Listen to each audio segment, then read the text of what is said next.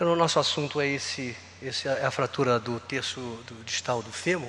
E, evidentemente, a gente conversaria aqui a tarde inteira e bem para a noite sobre isso, porque é um assunto extremamente difícil, complicado que a gente tem. Normalmente são fraturas que acometem a 3 a 6% de todas as fraturas do fêmur, sendo que, quando jovens, a fratura vem sobre alta energia e masculinos, e quando a fratura vem de baixa energia, normalmente idosos e feminino, do gênero feminino. A mortalidade, ela varia em 30 dias com esse tipo de fratura, com 6%, 6 meses depois da fratura, com 17% a 18%, e um ano tem uma perda de 18% até 30% com fraturas dessa complicação. Evidentemente, os desvios dessa fratura são reconhecidos, né? Tem os desvios que são os desvios em varo, né? O desvio causados pelos adutores, e os desvios causados, formando essa fratura em flexão, causado pelos quadríceps, pelo hamstring e pelo próprio gastrocnêmico, que formam um desvio característico dessas fraturas. É claro que esses desvios vão ficar piores quanto mais existir a perda, quanto mais existiu a fratura multifragmentária, mais cominuta. Quanto mais cominuta, mais desvio e mais dificuldade vai ter de fazer a sua fixação. O tipo de fratura que a gente vai ter, nós temos tipo de fratura, são fraturas que normalmente acabam com incidência de mais do tipo A1, e essa A1 normalmente é mais na osteoporótica, que a gente vai ter, na idosa, na mulher, e a fratura do tipo C1, que acaba sendo as fraturas do jovem com alta energia. Então, ela está dividida em bimodal, esses dois blocos de fraturas que acontece mais esse tipo de fratura. E por que essa fratura, com essa perda, com essa combinação, com essa multifragmentação que é tão importante e é tão grave?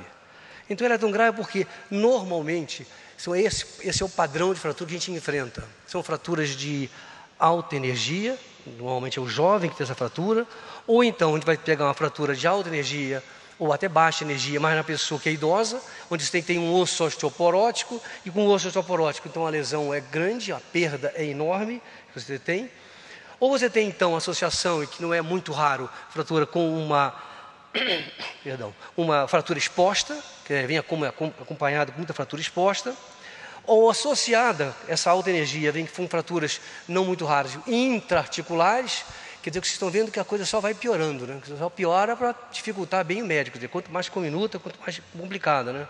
Normalmente, uma fratura que para manipular é difícil, porque vem acompanhada com fraturas com o politraumatizado. E também não deixa de pensar que são fraturas que acometem a parte mais posterior, né? Posterior na região mais posterior do fêmur, onde você tem a artéria, e aí você vai ter então ali a artéria correndo ali, lesando a artéria popliteia, onde você vai ter a lesão que você vai ter, que no filme ocorreu. Tá? Bom, os desafios do cirurgião para esse tipo de fratura são então grandes, né? Então, primeiro, você tem uma grande lesão de partes moles dessa região. Segundo, você vai ter uma fratura com extensão articular. A grande maioria das vezes vai ser fratura com extensão articular. A fixação normalmente compromete com a complexidade da fratura. Ela é enorme. É uma perda enorme de fragmentos ósseos que você vai ter nessa região. Você tem osso osteoporótico, né, que é o nosso bimodal, tempo para realizar a cirurgia, porque normalmente tem o politraumatizado associado, e a pessoa com obesidade, que hoje já é uma realidade no nosso país. Tá? E então, isso aí você vai encontrar o que com isso? Esses desafios geram o quê? Geram normalmente os desvios em varovalgo, normalmente o varo é mais comum. São fraturas que, onde você tratar, causa uma pseudartrose enorme, quer dizer, uma frequência de pseudartrose muito grande. Há um desnivelamento de membros, quando você consegue tentar equilibrar essa fratura, faz rigidez articular, infecção e artrofibrose. Então, isso é que, na verdade, o cirurgião acaba tendo que enfrentar quando está de frente com essa fratura. Tá? Então, esse é um exemplo que nós estamos encontrando agora com maior frequência, e que não só os desvios, as lesões, o que você tem, sendo possível, tem que enfrentar uma situação dessa para tentar reduzir. Tá? Em relação ao tratamento, você vai na literatura e você vê que dois tipos de tratamento são hoje mais indicados para esse tipo de fratura. Ou você vai ter a fixação com a placa, e aqui você vai ter, portanto, que é uma placa com fixação interna, com placa bloqueadas, ou as placas já próprias para o terço distal do fêmur. Então, esse é o grande quantidade de pacientes tratados que o cirurgião tem a preferência. Ou então, você tem a preferência com a haste intramedular. Então, essas são as duas possibilidades hoje que existem para esse tipo de fratura, nessa característica, né? Lembrar que para tratar esse tipo de fratura, você precisa ter uma condução muito interessante, porque você precisa ter material específico, você precisa estar preparado para uma fratura muito grande, preparado para acessos muito diferenciados, para você conseguir fazer a redução dessa fratura. Então, tem que entrar com um arsenal muito bom, porque essa fratura é uma fratura de grande trabalho e um acesso muito grande. Se você for tratar com a haste, tá? É um tratamento que você acha, normalmente, são as fraturas com menos agressões articulares, que você pode preparar essa articulação, como nas fraturas A1, A2, A3, ou as fraturas do traço mais simples, interarticulares, como a C1 e C2. Tá? Mesmo com a munição muito alta metafisária, você pode tratar. O segredo dessa colocação dessa haste é você entrar com essa haste e sempre com a fratura reduzida. Que não é muito raro, e esse exemplo é muito bom, quando você entra com essa fratura, tá, dessa maneira. Então, você está vendo aqui a linha de Blumensatt com a diáfise, com a linha diafisária do fêmur. Nessa situação, ela fica o quê? Ela fica uma situação aumentada, ela não tem os 45 graus que seriam o normal de uma fratura. Então, se você estiver fazendo um tratamento com esse tipo de técnica, que é a haste intramedular, você precisa, na verdade, ter essa linha de Blumensatt com o fêmur em torno de 45, que aí você vai saber que já está reduzido. E não muito raro usar o Pöhler para fazer essa estabilidade com essa fratura. Se você usar placa, aí são vários tipos de placas que você pode vir usando. Tá? Então, tem as placas.